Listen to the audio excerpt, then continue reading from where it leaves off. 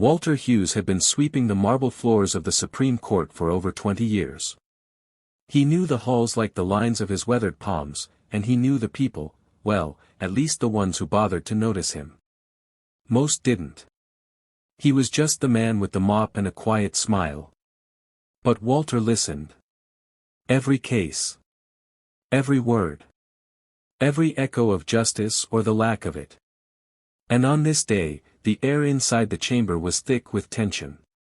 Former President Donald Trump stood defiantly at the center, eyes ablaze, voice rising. His words lashed out like a storm, bouncing off the centuries-old walls. Across from him, Chief Justice John Roberts, stoic, restrained, attempted to maintain order. But something was different. Trump wasn't just speaking over Roberts, he was unraveling him. With every accusation, every jab, it felt like the foundation of the court itself was shaking. In the gallery, reporters scribbled furiously. The nation was glued to screens. And Walter, standing quietly with his broom just inside the exit, watched it unfold.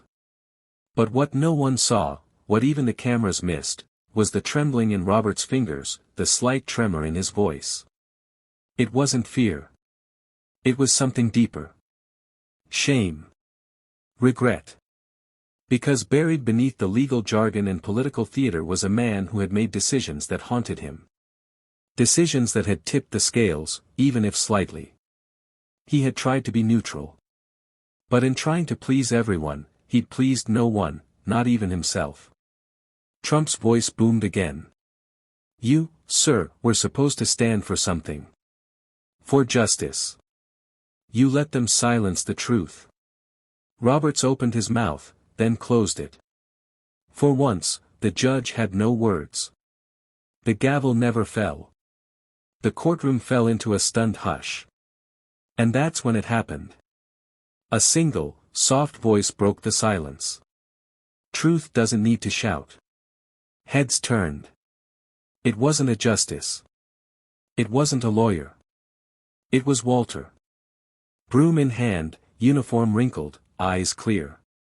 Trump blinked, thrown off. What? Walter stepped forward, slowly. I've been cleaning this place since your second year in office.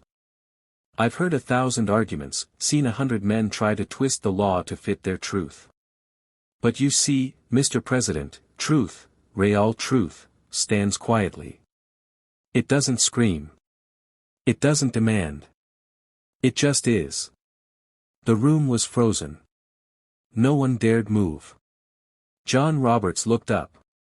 And for the first time in a long while, he didn't see himself as the Chief Justice. He saw himself as a man, flawed, tired, but still capable of listening. Trump scoffed. Who even are you? Walter smiled, a little sadly. I'm no one important. Just someone who believes this country isn't about who speaks loudest, but who listens deepest. There was something in his voice. Not anger. Not arrogance. Just honesty.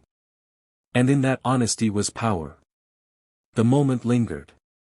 Something shifted. A few justices looked at each other. Roberts leaned forward, finally finding his voice, not to argue, but to thank.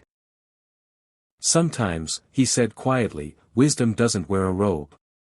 The cameras caught none of it. The headlines never mentioned Walter. The media twisted the story into soundbites and scandal. But something had changed. Not just in that room, but in the hearts of a few people who mattered. Later that evening, as Walter walked home through the soft fall dusk, he passed a man sitting on the courthouse steps. Young. Angry. Holding a protest sign. Walter paused. Long day. The man nodded. They don't listen. None of them. Walter sat beside him.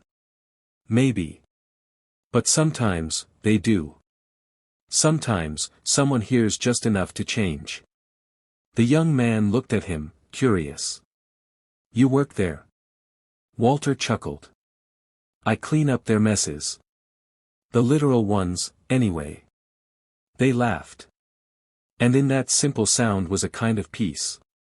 The next morning, John Roberts requested a meeting with every justice. No cameras. No press. Just them. And he started with a single sentence. Let's talk like men. Not titles. That meeting led to a shift in how they approached the next landmark decision, less politics, more purpose. A little more listening. It wouldn't make the news. But it would make a difference.